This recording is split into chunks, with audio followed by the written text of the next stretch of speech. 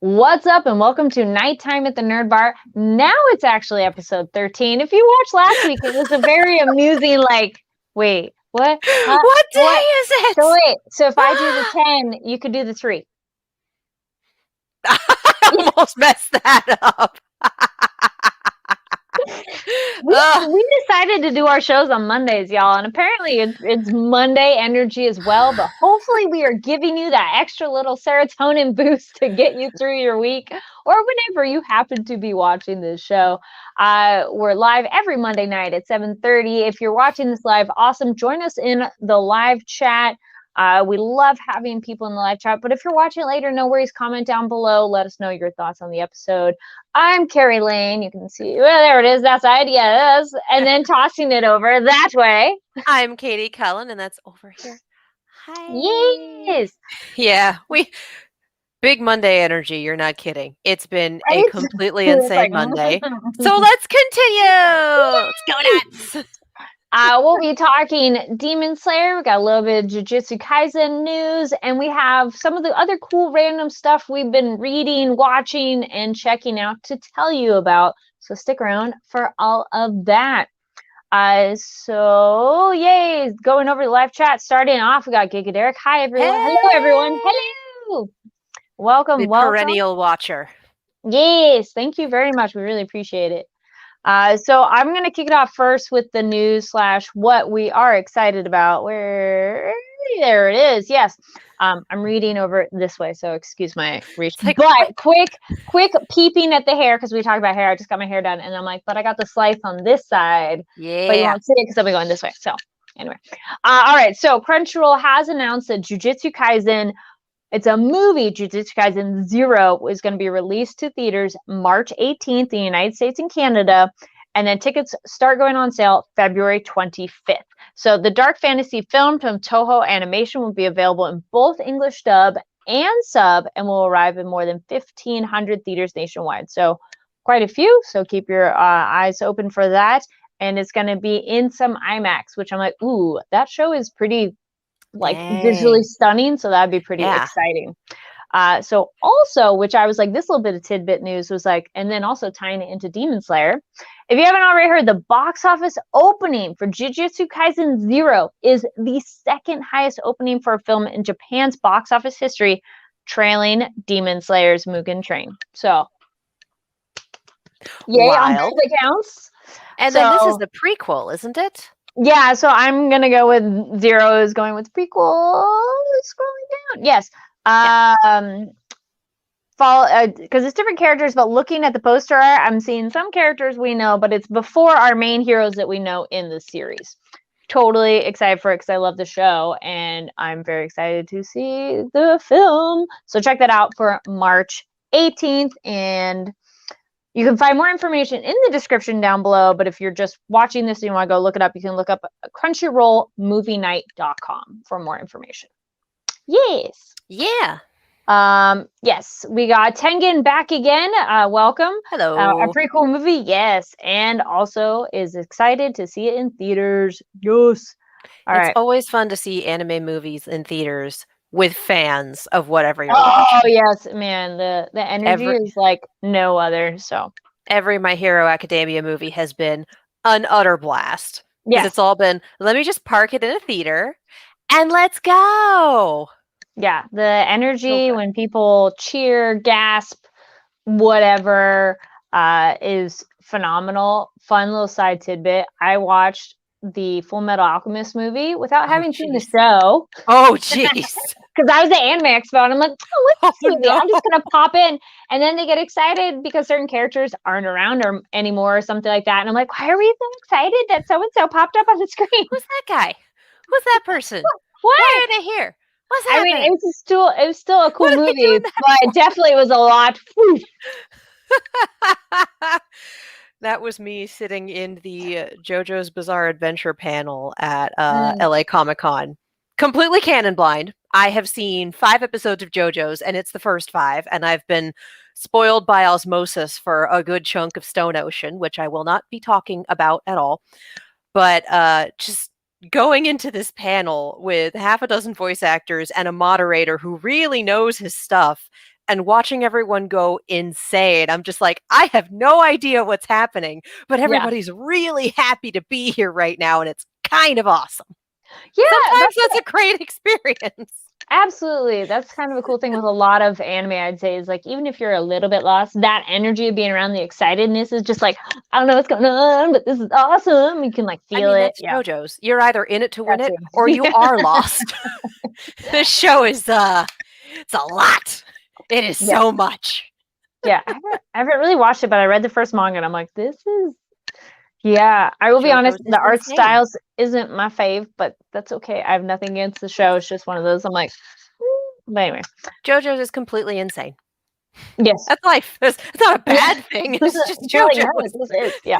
Anyone who's into JoJo's, you're like, so this is kind of crazy. And they go, oh yeah, let me tell you about my favorite part. Like, all right, tell me about your favorite part. What's the best arc? Tell me about your favorite arc.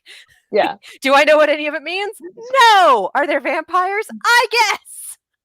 Yes, Gigadera confirms it's bizarre. It's in the name. It's in the name. Hey. Katie, is there anything this week or upcoming that you're excited about? Or there is. Vox Machina premiered last week. Right? And you've talked about it. So how was that? Amazing. For those of you who are first timers, have not seen this before, have completely missed, or just tune out every time I mention Critical Role, get back here. They're like, it's like, I do not see it. I pretend I look away. I pretend it does not exist. Yeah. The Legend of Ox Machina is a new animated series available on Amazon Prime. It's not an extra rental fee. It's just on Prime. And it is from the creators, voice actors, etc. of Critical Role. And it's basically, they did, I think it was Record of Lodos War that did this in like the 80s. But they took their D&D campaign and they animated it. The difference is we didn't get to see the source material for Lodos War, but we definitely, you have the opportunity to go back and watch the entire Critical Role campaign if you want. It's 3 episodes a week, so we have the first 3 episodes, and I believe we're getting a total of 12 with a season 2 confirmed because that Kickstarter went really quickly. So the first 3 episodes we have are kind of a 2-part pilot, which if you've watched Critical Role and you're like, oh, I know the story, the 2-part pilot is pre-campaign stuff. So it's before we actually started watching this campaign. So it's fun. And the stuff they set up is, if you know the story, gonna be wild.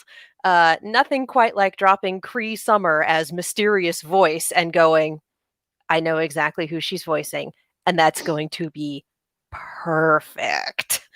And then the 3rd episode really gets into the meat of the things, kind of drops the pilot energy, and goes into one of the creepiest arcs that Critical Role has done, the Whitestone arc or the Briarwood arc. And for those of you who are like, well, sell me on this, my answer is vampires.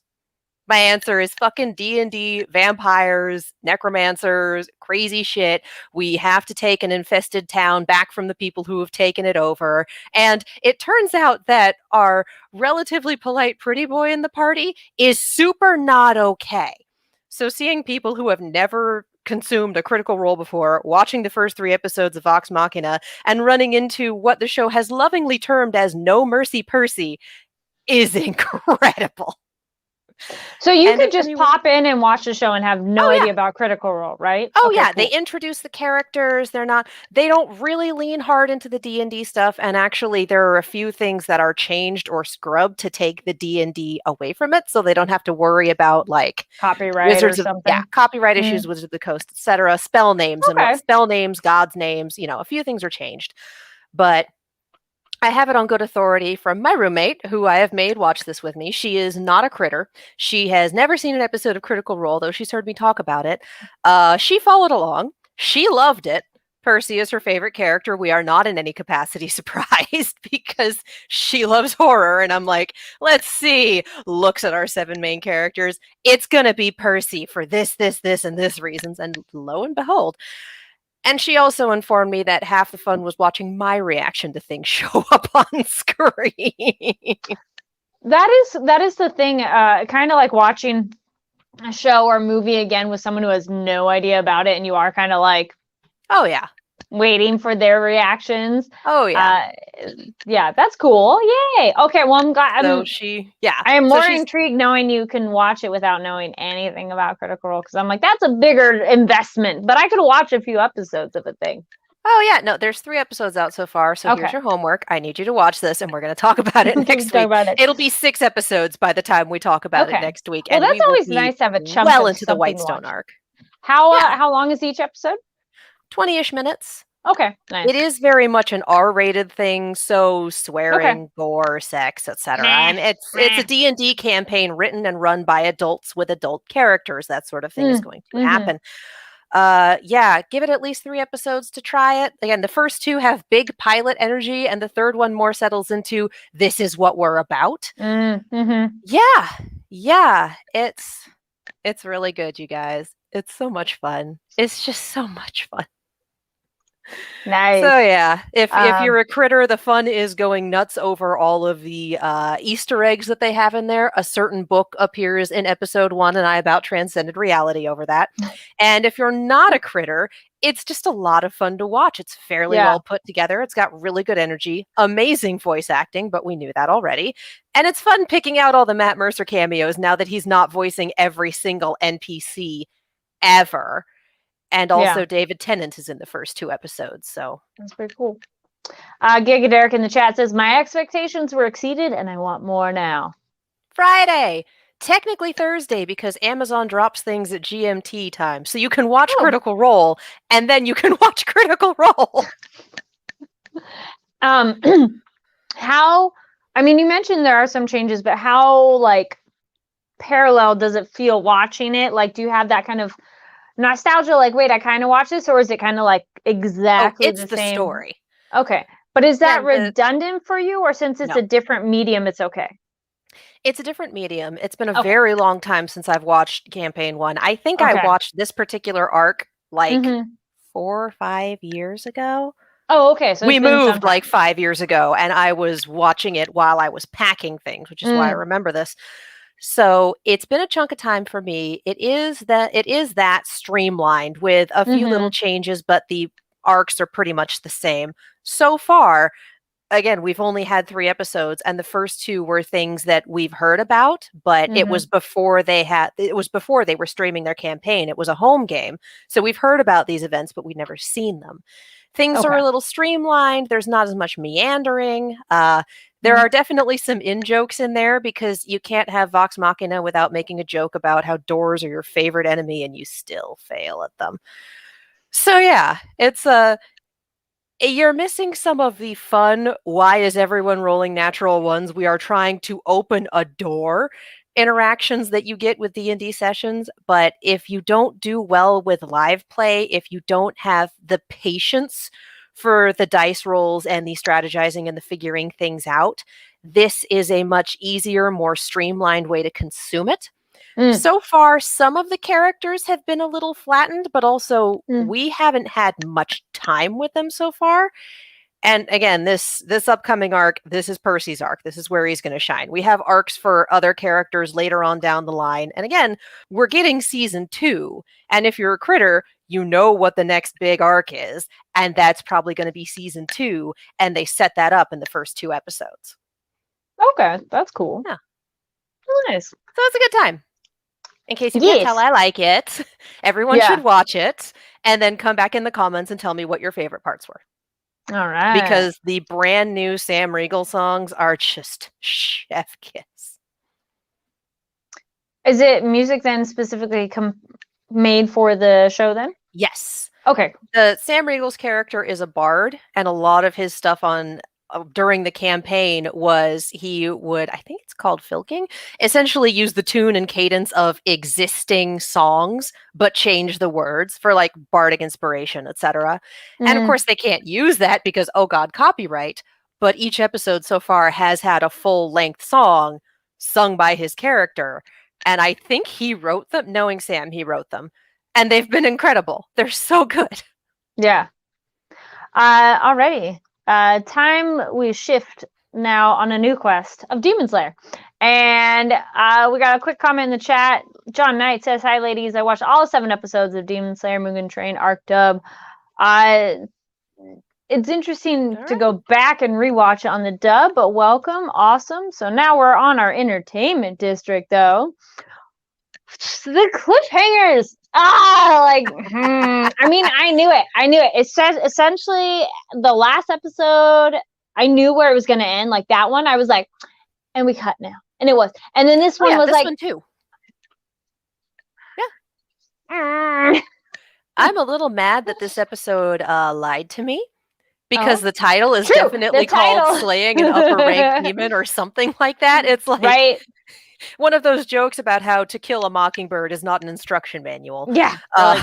But still, it's like, excuse you. Wait a minute. What? Yeah. To be completely honest, this was another one of those episodes where like I watched it and I walked away with one or two big moments in my brain, and then my brain cash dumped everything else, and I had to go back and be like, no, there were character moments, there were really good bits there, and my brain's like, okay, but remember the part where his head turned all the way around and you lost your entire mind because that Gabriel joke is just the gift that keeps on giving? I saw your tweet and I'm like, oh, okay. My roommate and I both just transcended reality at that point. Like, it's wild enough anyway, and then the stupid joke about the guy with the face in the back of his head, like, we're done. Good night. We got Tengen Vangenberg in the chat said they picked a dirty spot to end the episode. LOL. Agreed. They would. But they said they didn't think they would end it right there. Stop it right there. It did end very dramatic, and it was like. Shit, like that's like moment of what it feels like. I'm like, this seems bad. Bad. This seems bad. Just a little bit. I think were you surprised when Inosuke got stabbed? I was like, oh, yeah, shit. that was a shocker.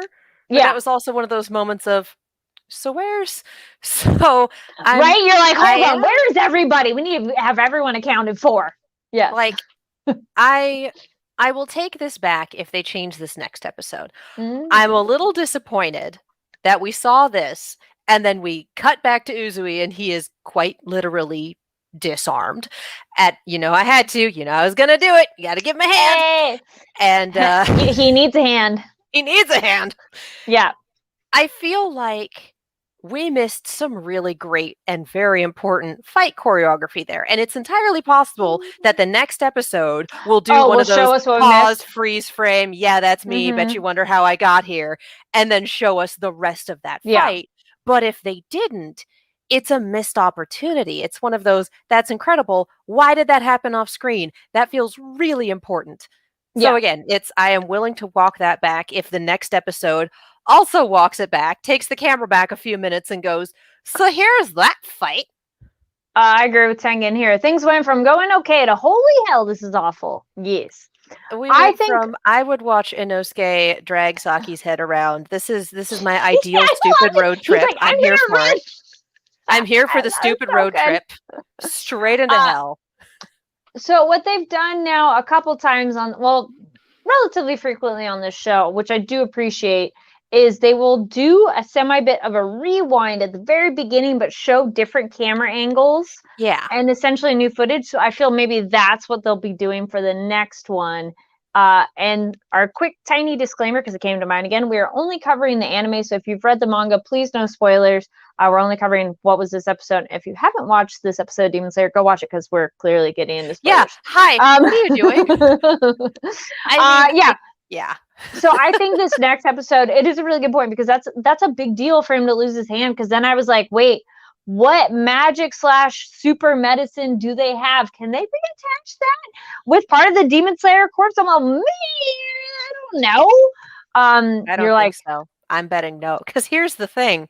We started this episode with and it's just 2 weeks till retirement flashback. So like, if he lives, and again, we peg that if there, and we've talked at length about the expectations that the story sets, et cetera, but I would not be surprised, if he lives, him going, well, this is going to put me at a massive disadvantage. I can't perform at the level I need to at a Hashira, and also, I promised we'd retire after we murdered an upper six. So, Well, we wouldn't be able to do that, but I'm out. That's So, possible. yeah. I think we were That's talking about what it. I'm calling. I think we talked about it this week. So John Knight says only 3 episodes left for entertainment arc sub. Yeah, because we got which 11 episodes, right? I thought we only yes, had because this was 2 9. left. Was this 9? This was 9. 10. So then we I'm have 10, great at 11, numbers. 12. Yeah. It's Monday energy, yo. Wait, I thought we had 11 episodes this season. It might be. So we sure it's 3 more? We total of 12 or total of 11? Yeah, I have no idea. I have absolutely no idea. I'm running with what the chat tells me, so yes. Y'all better not be messing us up. Oh, well, if this is accurate, John Knight goes on to say that the final arc, the arc finale will be 45 minutes, so it'll be extra long. Okay. Well, it so makes it's sense basically if we started 3 long. episodes. Yeah. Yeah, we'll see. Okay. Oh, all right. Yep, Giga Derek also says, well, that's cool. We start with a long episode, we end with a long episode. I am here for it. That's going to kill me. Well, because where we're at right now, it's going to probably be 1 more episode of fighting. Like, it's not, again, it'll probably be 1 more to finish them off. Maybe and a half into the next one. Because it is possible this next one, it does get really close and we're done. And so I would predict that it would get into, it's either going to finish this the next one or it's going to be like 1.5. And then the next one would be kind of the follow-up. And the one after that is like wrap-up follow-up and next mission projection. You know, like, great job, everybody. Side note on that, where the F are the crows and why aren't they going to go get help for these people? My goodness. I'm like, where are the crows? They should be like, maybe we should call for backup. Here's the thing. And I talked about this in a previous episode, made the joke about talking is a free action. Mm-hmm. Demon Slayer is very, very good at talking is a free action, thinking is a free action, using a lot of time on screen to go into a character's thought process. And like we had this with, why did I just forget his name? I'm so good at this, you guys. Monday energy. Our protagonist. Tengen or our protagonist. Thank you, Tanjiro. God damn, my brain. It's all right. Having that moment of, I can't use my fire step, I can't move well enough for that, but water doesn't have the stopping power. Wait, I can merge them both. We have a flashback to what he learned. So cool. Here's the thing. In terms of the time of the fight, that took a second. We had probably 3 minutes on screen of him running through that desperation logic of what do I do? What do I do? What do I do? The hot second where he figures it out and does it. And then the extra minute or 2 of, oh, here's what I did. Here's what I learned. Here's what I'm doing now. I'm reinvigorated. Demon Slayer does so much of this for our protagonists and also for our demons. So to your point about why aren't the crows getting help, they've been fighting for like 10 minutes. Yeah. Maybe. This fight has gone on for like 10, 15 minutes. But then we could have seen them take off and head towards help, but I don't know. And where would they be getting help from? Where are the other Hashira at this point? Where's HQ that they need to go to get help? And be like, hey, I don't know. And how far away is that? That's a good question. I don't think we really covered. They just said north. The other thing, you're going north. And it's like, man, their directions suck. Tengen adds to that in the chats. It's not as much time has passed as we would think since we're watching week to week. That's true. And that's a really good point. That, per what's actually on screen, it's only been like... We have a 22-minute episode with maybe 5 minutes of actual fighting in it. Especially since we split the party, a lot of what's happening is happening at the same time. Yeah. And Gigadare points out maybe no crows because the whole mission's off the books. Uzui has a crow. Uzui's crow would not let him die. That too. I was like, we've seen them. We just haven't seen them in a hot minute that we're like, where'd they go? It's just one of those, who cares? It's like, I would imagine that would be, who cares if it's off the books? This is my dude. He found an upper 6. We're going to need help. Let's go. Like, I don't think his crow would wait for him to be like, fly, obtain assistance. His crow would be like, go find this somebody. Isn't flashy. Let's get. Yeah. So what was the other thing I was going to go with that of? Yeah, the fight going so fast because we come back to that moment too, where Uzui is going after our Gabriel. And his name's Gyutaro, but he's Gabriel. Let's be real. Gyutaro. or G-Man, when they're, going together and it's getting close and we had the little ninja things. Because then thank you. Because we get a little bit more of that time, which was cool because we only saw part of it, and then we get a little more follow through. Also, when Gotaro gets up right next to the one, I want to call her wifey number 1 because she feels the most mature. She is. She's wife 1, not priority, but and I'm gonna hold that thought real quick. But yeah, when our villain gets right next to her really quick, I kind of was like, oh shit, because I was thinking maybe she could die. I'm like, yeah. That I was like, that's totally fair game. That's probably going to happen. I thought she was, especially, again, we had like 3 flashbacks in the time of her being like in danger. And it was, the family grave flashback was just like, oh boy. Okay, I was going to say, so with that one, it was adorbs. I thought it was so cute and so funny. They're kind of like, oh, there we go. Hinatsuru. Thank you. Yes. Chat remembers the names. We appreciate you, chat. Thank you. We generally can. There can just be, times and mundaness. Yes, agrees. Super set her up to die, but didn't. Yet. Yes. But yes, the graveside thing with keeping the cherry blossom and me too was super silly, but adorable at exactly the same time and very romantic. And I thought that was really cute to kind of establish that relationship with them because it's like, so far, it almost seems very business with affection in a way, their relationship as a quad. So I was just curious. I'm like, I don't know. Does he actually love them, or does he just love them as like your companion? Or this was nice to see the women be romantic, and him too, but him not really get it too. He's like, why do you guys care? I mean, the character design did tell us that this was a while ago. True. So it's his design. He has the one hair thingy. Yeah. Yep. When he goes from fashion to practicality and also fashion. Every time I see an anime character who puts hair in their face, I lose my mind. Like, if you're a school child or whatever, like, fine. But if you're in combat, you don't want anything in there. Are you kidding me? I know it's anime, but my God. As someone who's had long hair all her life. And as someone who had long hair before, that's like any fighting thing with real people, and I watch all the time, and they have the girl conveniently pull her hair back and pull the little strands right here, and it looks so stupid because then it's like here it's in their face. I'm like, oh, just pull it back. I'm always amazed by people who can dance with their hair loose and not wind up with it all up in here. It's just amazing to me. But see, that's also choreography, so you know exactly what's going to happen. Real fighting is unpredictable shit. So, yeah. I'm just like speaking in general, like no hair up and back, get it out the way. Yeah. But yeah, it was, they made it very clear that it was some time ago.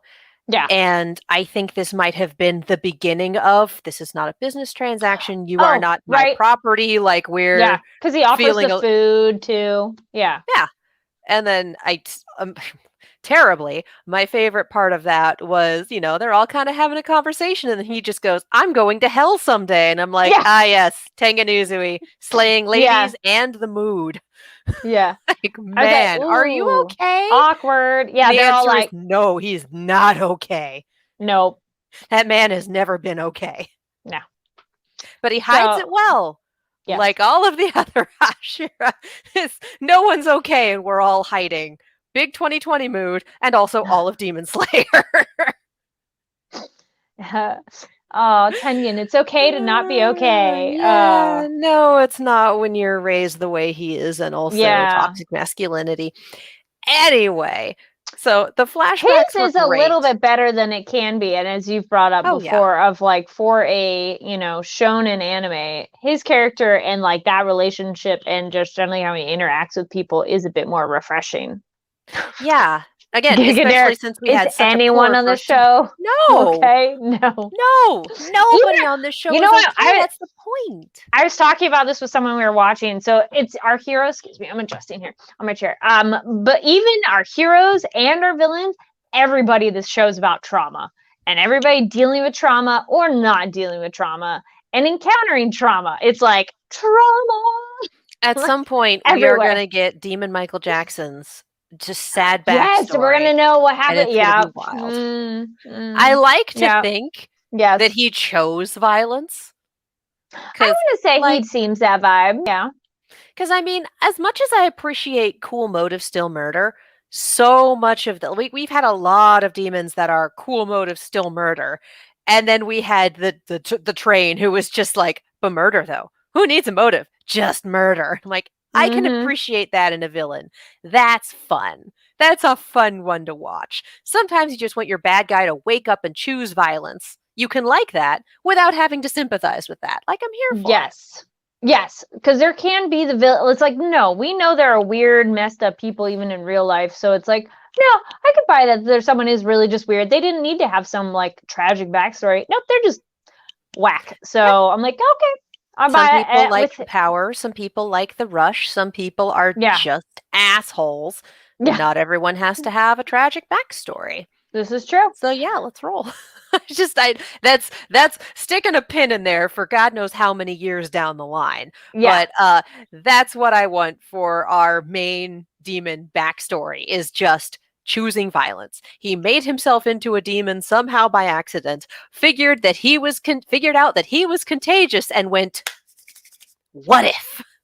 Let's go. Another one, speaking of trauma, that we got a little bit of a backstory, but I don't know if we'll get to the exact details, but our Zenitsu of how he's like super duper cool and focused and whatever when it's like literally his subconscious. And it's just like this episode was, I was so happy that I'm like, oh, he's showing initiative. He is smart. He's practical. He's saving Tanjiro. He's like, he's everything asleep. you want. And it's so far from what he is when he's awake that it's like if he wasn't as bad as he is when he's awake, he wouldn't be quite as annoying. No offense to Zenitsu fans, but damn, he can be annoying. Because it's just we need, you know what it is? We need character development from him, and we haven't really gotten any at all. But I would argue Inosuke, we have. I'd argue that we got some from Zenitsu during the spider fight. Yes, we got a teeny. Also, when he was looking in on Tanjiro, and he's kind of like, oh, even Tanjiro, who's so amazing, he can feel down and like his self-reflection. But then he'll go to his weird bonkerness that I'm just like, ugh. But Inosuke, I was like, I was like, dude, he's whack. He is super like all over the place. But he's gotten a bit more focused too, and wanting to actually improve the sign. Oh my god, that was amazing. I was like, oh, you can't do that, and he's like, what a bad. Yeah. Like, he's like, oh no. Oh no, I love it. Yeah. I will say for Zenitsu, I watched these with my roommate, and in the middle of that, I looked at her and went, if he ever manages to do this when he's awake, he will be unstoppable. Yes, exactly. Yep. I think he's made a little bit of progress, but not as much. Like I find him, I'm still, because it's one of those, as soon as he wakes up, he's completely useless, that it's like, but Inosuke at least has been like, morals. Hey, I'm trying to do this, and their like coordinated effort for the attack was so cool. And I like how our demon lady, I love how everybody keeps telling her to shut up. Normally, I would never be happy about telling a woman to shut up, but damn, with her, I'm like, shut up. It's not because she's a woman. It's because she's her. It's just one of those like, she's annoying. Oh, honey, no. If in the coffee shop, you are the one who wants the stupidly complicated drink and then also wants to speak to the manager and gets up in the barista's face. Like that's who you are in the scheme of things. And she whines, you're just terrible. And you're just like, shut up. But she's so entertaining. Yes, that's the thing. I don't like her when she's competent. I like her when she's whining. That's so much fun to watch. Again, I would watch 10 minutes of Inosuke carrying her head and sprinting away. That is my ideal stupid road trip for this movie. I was waiting for her to bite him because her hair did something, which I'm like, I like that she tried, and I like that he goes, you look so stupid. I was here for that. And I know Yeah. it ended in And tragedy, it's but I was funny. totally here Yeah. for that incredibly stupid dynamic. It's Oh, just man. idiot Pong, and I love it. Yes. Yeah. We're definitely getting more on our Guitaro fighting, like the blood stuff, and like that's getting. We need our characters to figure out something, because it's whatever they're doing is really just being too barely passing it. So, are you thinking with this next one, are we going to get outside help, or is Tanjiro able to connect to something deep down and he's able to do something? Zenitsu might be okay. We're getting Uzumi back in the fight. Yes, but the question is how. I will be He's gonna do amazed. something flashy. Yeah. Well, here's the thing. We see the poison on his shoulder for one thing. So I would not be surprised, and get a little gory, if he like sees that the hand is gone and goes, takes the entire arm in an attempt to stop the spread of the poison, bandages that, and just rolls. Or if not that, then this is why we have tourniquets, tying off the arm so he doesn't bleed out and still going. Like, he does not strike me as the type to stop until things are done. Yeah. So I think what we have here is a temporary reprieve where he's floored, but there's no way he's not coming back into this fight, because there is no victory in this fight for our three protagonists without some help. And I don't think that help is going to be on the way until possibly the finale, whether that's 1 or 2 episodes away. I don't know. But I had that moment when we had because it was at the end slash like beginning of the Mugen Train, end in terms of where the movie slash the show ends, but where we lead into the next thing, when the like first aid people show up, and I'm like, yo, you're fucking late.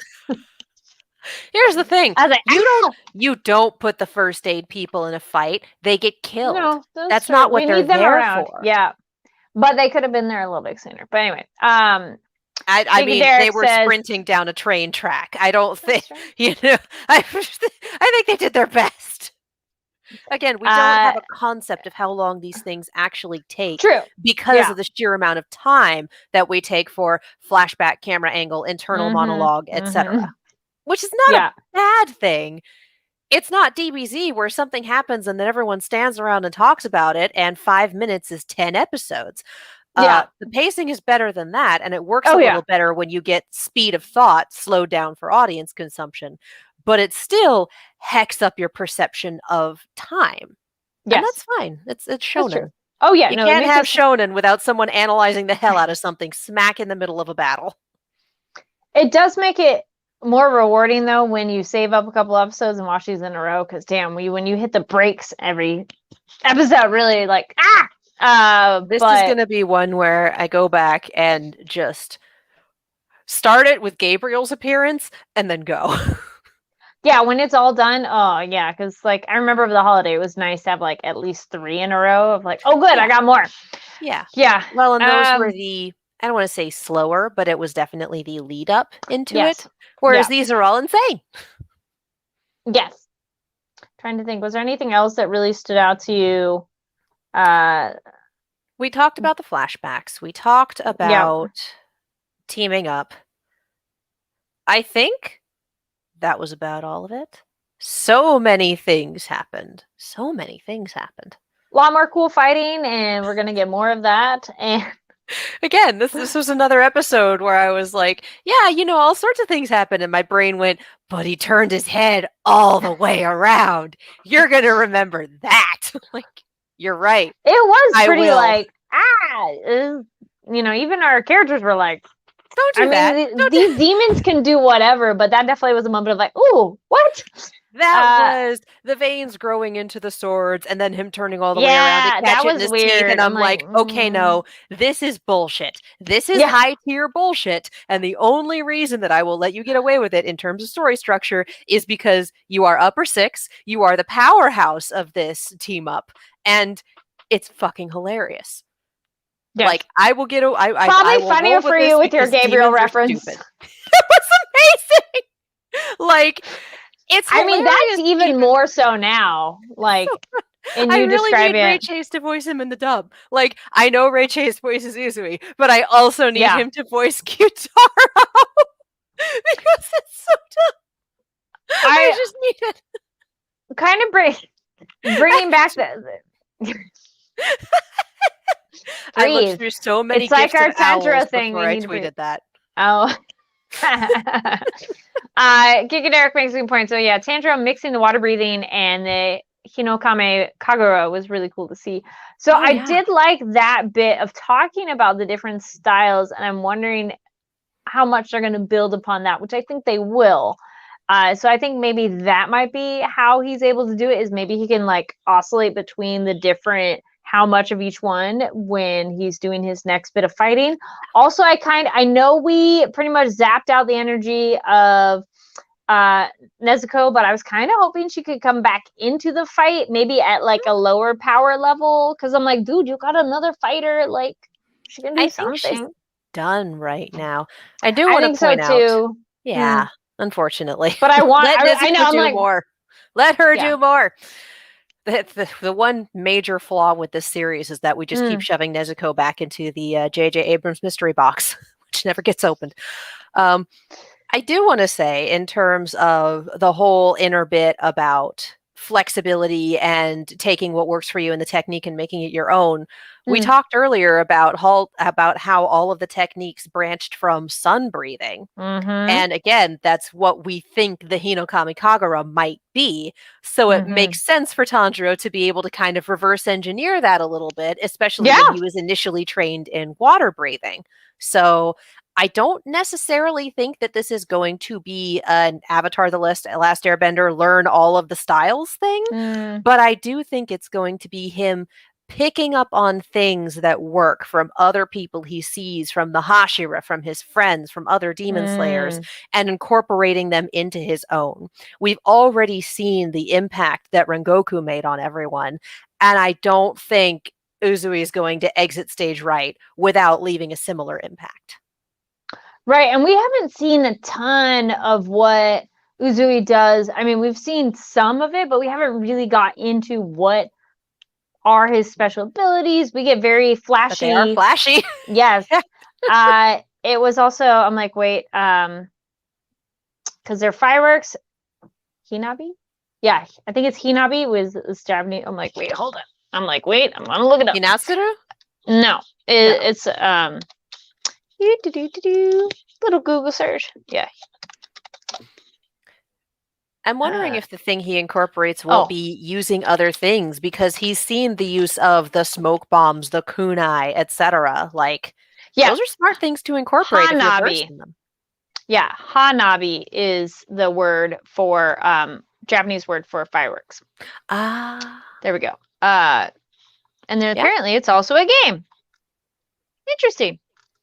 But yeah, I was like, wait, this is a deep memory of like, I learned that word. What is that word? Hang on. Yes. Hang on. Yes. Pulled out of that back pocket. Yes, Tengen, which agrees. Yeah, his moves look like fireworks, which makes sense with his like flashiness, and it's like explosive, which goes really well with the shinobi, and so all that really levels or fits in well together. So I hope we get to see more of what he does. Not that we saw a ton of all the Hashira, what they can do, but still. We saw quite a bit out of Rengoku. This is a good point. Depending on how late in the night this is, Gigadare says the only point help I can see coming is the sun. Again, we don't know how much time has passed, but I feel that might be something too. Like it might get one of those like we're on, because it looked lighter in this episode. It was looking less like pitch black night. It was a little bit more like, it's like maybe 4 or 5 in the morning versus like midnight. So I'm like, so here's the thing. It's a valid theory. I disagree. Because that's how we ended the last fight with an upper 3. And again, I don't think this show is going to repeat beats back to back like that so quickly. It's not the first time that we've relied on the sun to end a fight. We had that very early on before Tanjiro was trained. But like, I don't think that's going to be the case. Yeah. Again, it's valid, but given that this is still kind of the middle of the night and that not much time has passed during this Mm-hmm. fight, again, I give it like 15, 20 minutes maybe. Um, Yeah. yeah, I We don't still got some time. Yeah. like it's Uh, a valid theory, but just in terms of story crafting, I don't see that happening. yeah. That's fair. Got a new voice in the chat. Hello, Master B Hey! 877. So speaking of backstories, given the backstories in Hashira that we've been given about Rengoku and Tengen, which Hashira or supporting character are you most excited to learn more about? I don't know if I have a particular singular one I care about. I just was really Yeah. curious on exploring the techniques and how those actually are used. Like sound, our Tengen being like Yeah. sound. I'm all, so what does that mean? But it makes sense. Like he is like a fireworks thing, boom, okay. But all the other ones, I'd be really curious. Like some of them make sense. Like water, fire, cool, I get it. But some of the other ones are like, can we go into like what that means and what abilities? So I'd be excited about that. What What about you, is Katie? love breathing? Right, Exactly. How are right. you going to depict that? Don't spoil it for me if they've done it. That's just one of those like the elements I get. The abstract concepts are an option. Mm-hmm. And again, Inosuke has done his own thing already because raised by True. wolves.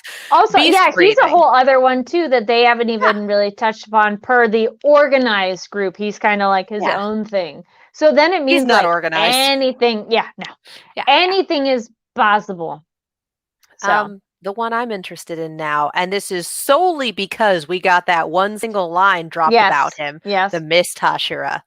Tell me how this completely disaffected human being went from picking up a sword for the first time to Hashira in 2 months. Tell me this Mhm. prodigy story. And also, he is just completely turned off of everything. Yeah. He is it just blank. I'm Yeah. like, all right, how did Aren't this the eyes happen? pretty blank too? Yeah.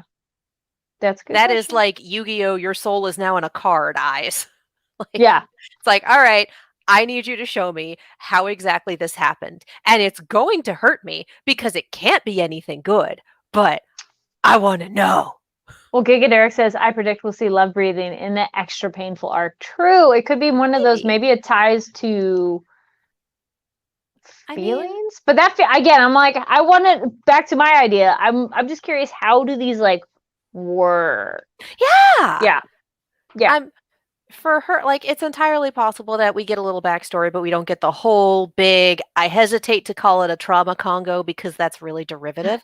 But like we got our backstory for our butterfly Hashira, and it was just like they Right? thought I couldn't do it, and I don't have the strength to wield a sword the way that most other Hashira do. So we're kind of going the fencing route, and I use poison. And I love Yay. her. She scares me. Yes. So yeah, like we got the backstory for her protege, and that was Mm-hmm. extremely upsetting for multiple reasons. Mm-hmm. Like, extremely well done, but also so I don't expect everyone to have an extremely traumatic backstory because this isn't One Piece and that's a lot. Um, but yeah, like we've got what, 16 Hashira? We have a lot. We And we've do. already done two and gone into that. And again, I wouldn't call Rengoku's an amazingly traumatic backstory. He's just got a deadbeat dad and a dead mom, Yeah. which sucks.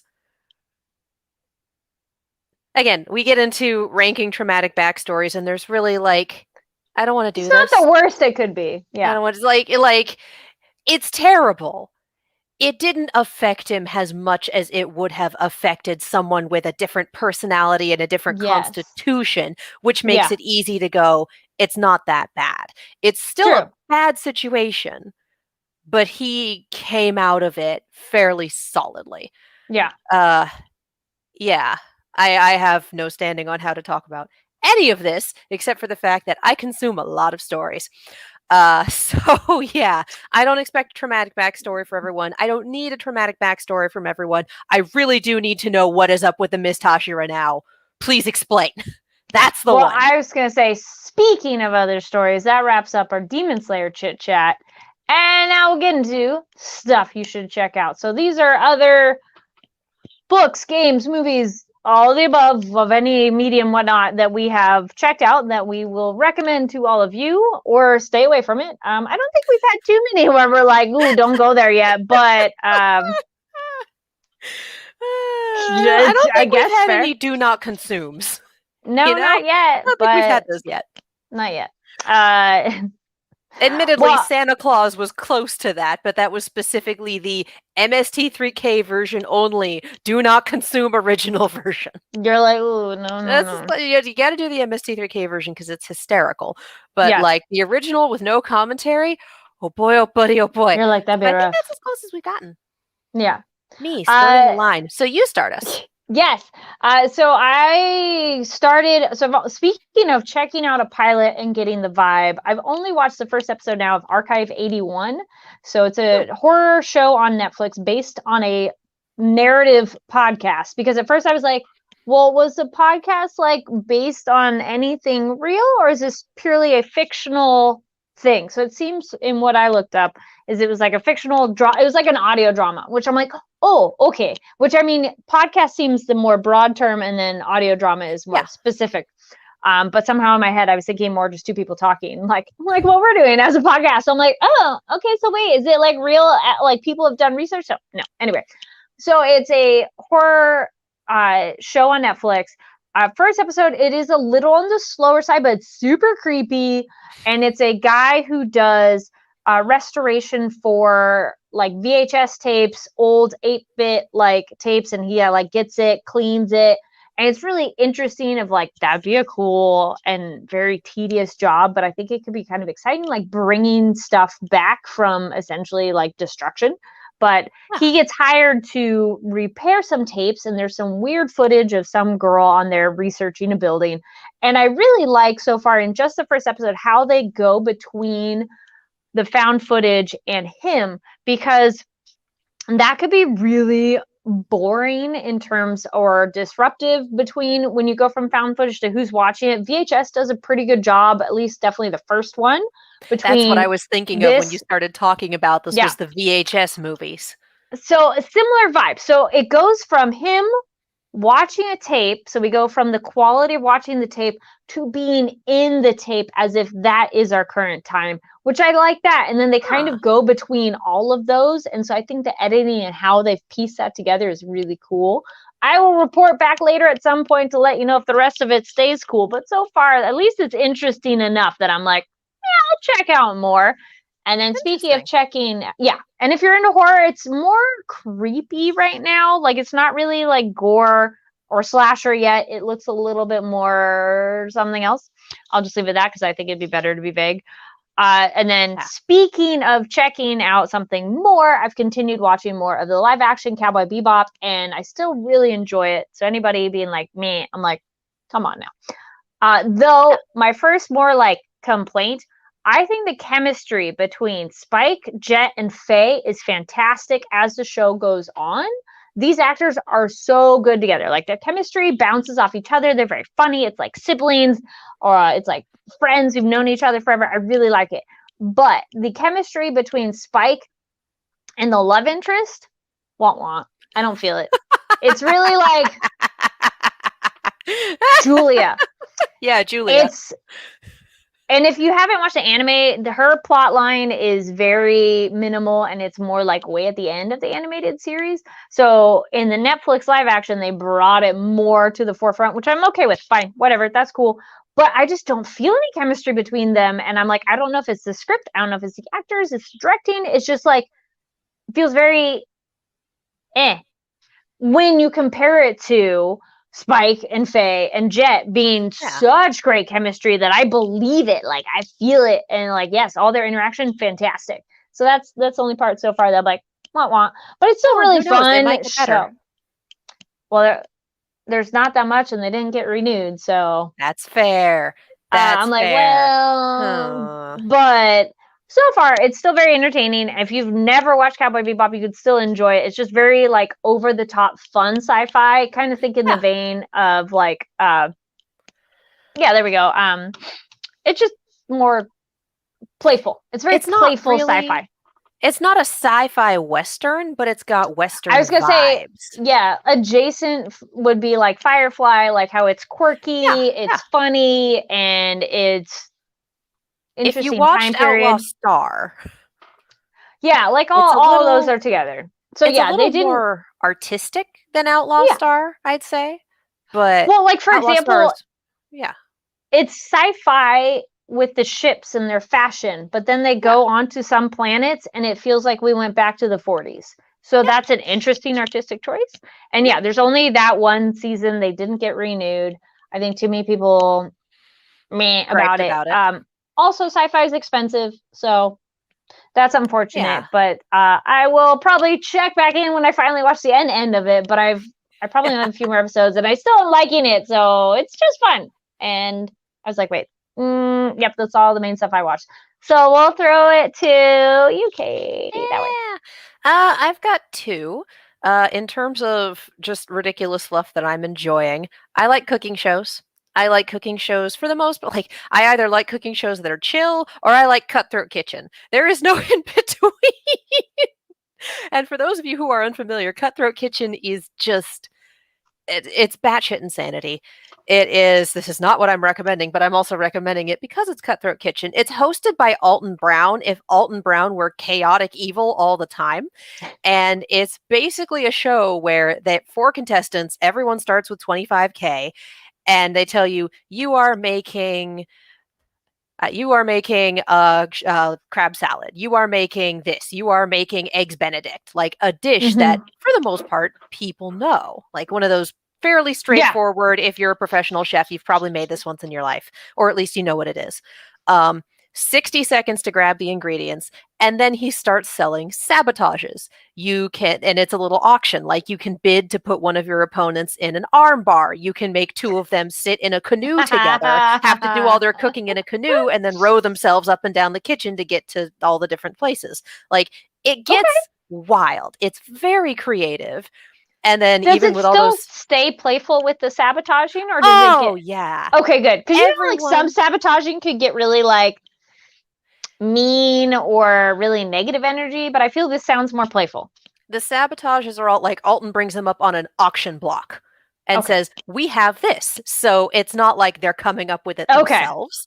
Okay. And the thing is, at least the way it's edited, everyone is leaning super hard into this. There's like the banter, the trash talk, the "oh, I'm going to get you back," or those two kind of have a rivalry going on. So I'm just going to let them do a bidding war. Whatever they Mm, sabotage me with, I can survive. Like it's it's wild, but it's not mean. that's It's good. mean in that this is hysterical and I love it sort of way, not in that someone's going to Yeah. be crying in a couple minutes way. Like everyone knows what they're in for. Everyone knows it's going to be Okay. completely buck That's wild. good. And when they get the dish judged, they clean up all the sabotages and nobody's allowed to mention anything that happened. The judge comes in completely blind and then picks Ooh. a dish Okay. that's like, this just didn't execute well, you're cut, you're leaving. And then at the end they have a winner. Hmm. So, and the winner takes home the money that they had left from the auction. So you kind of have to So like balance you what don't are want you to use bidding too on? much. What are you Yeah. exactly? I have seen Oh. one episode where someone does not bid on anything and actually walked away with the full 25K, which was wild. I've watched a lot of this. So that show is completely insane and a lot of fun if you enjoy chaos. And my favorite part of it is occasionally, like, someone will be doing something, and Alton will kind of get in the camera and go, "So this person is doing this thing, which is actually really smart in this situation because they have these ingredients, and doing this actually makes it this way. So they've got a good chance of, actually Hmm. leaning into the audience and going, so here's the actual cooking science behind what they're doing." Or That's cool. this is not a good decision. If I were doing this, I would do this, was what they have available. If they Yep. do this, it's going to be really soggy and it won't hold up. So Alton just leaning in and giving the clever Shakespearean aside to the audience as to what's happening with the cooking processes, and one of those like, oh, I learned something. And Well, also that this show sounds is insane. also sounds less at stakes. That sounds nice because in Ink Master, which previous episodes, that was one I was watching. oh my gosh, it's awful to hear the higher ups going like, that looks really bad. As they leave, like the person can't hear it, but we, the audience, do. And I'm like, That's can on we someone's fix body. it? That's on someone's body. It's permanent. Can we not? Like, can you tell them, like, ooh, don't do that. That's going to look like, so. But that sounds Whereas more this fun. one, Yeah. it's food, and if someone wanted to make corn tortillas, a sabotage could be like, we took away all your corn, and now you have popcorn. Make That it could out be of that. interesting. Yeah. It's insane, but Okay. everyone is in on the joke. Okay. And that's part of what makes it so much fun. I was actually going to recommend Zumbo's Just Desserts, which is on Netflix. It's either Australian or Kiwi. I'm not sure which one it is. I think it's in New Zealand, but it's this incredible desserts guy, and it's a cooking reality show where people compete, and it's every episode they get a prompt and they make a thing towards the prompt. And then the two worst ones go into what they call the Zumbo challenge, and they have to recreate this, ridiculously amazing dessert chef. They have to recreate one of his desserts. So it's good-natured, it's fun. It's a little bit like watching Great British Baking Show, except instead of a twist of British Tea Party, it's a twist of Willy Wonka, and also New Zealand accents. I love them. They're just It's 2 seasons on Netflix. It's just a fun little show to watch. Yeah. It's really good-natured. No one's a jerk about it. Like, it's good. And then in terms of other things, for one, visit your local library. Or if you do what I do, reserve a bunch of books at your local library, check them all out, and then realize that you have 3 weeks to read them all. I have started reading The Tarot Sequence by Katie Edwards because one of my friends will not stop talking about it. It is 110% one friend going, everyone needs to read this. It's amazing. And I'm like, well, it's urban fantasy. You sold me. All right. There's 2 books in it so far, and I guess a bunch of side stories that the author just posts on his Twitter for everyone to read, which is great. But yeah, I'm about 50 pages in. 50 pages is not, I think, enough to make an opinion quite yet. I kind of forgot that one of the tenets of urban fantasy is that your protagonist kind of has to be an asshole. Like, I keep forgetting that that's the case. So this shows up and it's like, I'm not sure I like this main character. And then I sit back and go, his entire family was murdered when he was 15, and that was made extremely public, and no one's ever let him forget it. And also magic and New Atlantis and things being wild. So I think I'm just not used to the world yet. There's definitely some promise. I was sold on this being found family, and they swing right into that, which is like, yes, sign me up. I love found family. Let's go. Adopt people. Let's do it. So yeah, 50 pages in. I'm going to read more. I'm probably going to finish the first one. If I like the first one well enough, I'm going to go into the second one. It came to me highly recommended, and 50 pages is enough for me to go, yes, I will continue this and see where it takes me. I have quit books in less time than that. So that's what I'm into. I am sure there will be other people who have read the Tarot Sequence going, read more in the comments, which, yes, I'm going to. I'm going to do it. That's first impression so far. So if you're into urban fantasy, if you're into mystery, if you're into some relatively wild stuff so far, and from what I've been told, if you like a good found family, Tarot Sequence, check it out. Nice. Actually, in your talking reality show, reminded me of the other one. The other one that I started is the Netflix documentary reality, because I'm like, it's not a reality show, it's documentary, it's Cheer. So I'm watching the first season, and it's about a Texas cheerleading team that is one, because of their coach and how a lot of stuff she does, they've won many a championships, the national championships. It's really interesting so far. Warning, there are injuries and nothing too gory, but it's still rough to watch these people get hurt. But I like the format of how it is, of how they talk to people, have the asides, and follow along. If you're into cheerleading or want to know a little bit more about it, or think you know about it, but maybe you don't, it's so far been very informative. I mean, I've always thought like cheerleading was interesting, and I'm talking like, and then again, this is the assumption, not just like go team go, no, like the flips and stunts and stuff. And they talk about that, of like the evolution of cheer, how that's changed too. So And that's on Like, Netflix and very interesting. yeah, like if you've ever been to a sporting event that has cheerleaders, yes, there's the chance, yes, there's the pom-poms, but then they just do backflips out of nowhere, or You're suddenly like, it's like, hey, there's a pyramid in the air yes, made of people. This is not a little rah-rah whatever. It's an extremely athletic, dangerous sport. very dangerous. Yes. Yeah. Speaking of Yep. dangerous, we similar to our show, we've come to the end of our characters are maybe gonna die. No.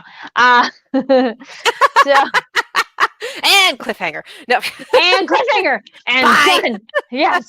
You can never cliffhanger with this live stream service. It takes a couple seconds to disconnect. Right? It's like There is no and we're like, cliffhanger. It's just us. no. It's Yeah. the JoJo's, the Frozen, and then the to be continued. Well, thank you again for joining us at nighttime at the Nerd Bar. If you watch live, thank you so much for joining us in the live chat. Super fun having y'all here. And again, if you're watching this later, no worries. We love you too. Comment down below your thoughts on the episode. Don't forget to give the video a thumbs up. Click that subscribe button. And Katie, where can people find you online and anything else you would like to promote? You can follow me all over the social medias as well as on YouTube and Twitch at Kiaxet. That is Kiaxet, and that's over here. Yeah, the most recent thing has still been the breakdown that my roommate and I did of Scream 5, also known as Scream, but it's Scream 5, and that is available on our sister channel, Silver Screams. It's SCREAMS, because it's a pun. Yeah, we've got all sorts of horror content on there as well. So if you are a horror fan and want to see people talking about it, reacting to trailers, etc., check it out. My favorites on that one, if you're starting fresh, are the Halloween 2018 reaction, because you actually do get to see me jump out of my skin, and the breakdown of the Tom Cruise Mummy, because the editing on that is perfect. And the Mummy, the Tom Cruise Mummy, the new one, is terrible. It was okay. No. It's okay. It's okay. Why would you watch that Mummy ever when the Brendan Fraser one is right there with one very good sequel, and that's the only sequel they ever made? I might have opinions. Anyway, yeah. My YouTube channel has fun reaction stuff. Silver Screams has horror stuff. Check them out. Good times. Yes. Y'all can find me online at Carrie Dealane, KARIDLANE, on TikTok, Twitter, Instagram, all the things. With the new hair, I made a transition video, which was fun, of the before and after. And I have another one that I was going to post later with a different song. It's always fun to find like cool music that I'm like, ooh, what can I do this with? Yeah. And I was like, nothing new just yet. I have it down below in the description still in case you've missed it. My review of Belle, which is still doing great in theaters. I love seeing everybody who's been watching it that they're really enjoying it. Because even though I'm not involved with it, I just feel it's so nice to see people enjoy it as well. And I'm like, oh, it's so good. I'm glad you can enjoy this too. It crossed the $3 million mark at the box office. Woo. And the director interview is linked down below as well. So check those out in case you have missed those. And stay tuned, I guess, for the Jujutsu Kaisen review, because hopefully that will be coming your way in a bit. I'm like, well, at least February. So, which we're almost there. It's tomorrow. What? Oh my God. Gallifrey is in like 3 weeks. Yes. Yay! Which you'll be giving us report on that, I think, right? Yeah. You'll be going, yay. I will basically be coming home from it and rolling into this. Woo! Nice. Well, again, thank you everybody for joining us here. We'll see you next week. Talk Demon Slayer. And again, another one too, similar to what we covered of random other cool things. Leave comments about other nerdy cool stuff that you're into that you think we might like, or that you'd want to recommend to anybody else who's watching this. So sharing the geeky, nerdy love around here. Yes.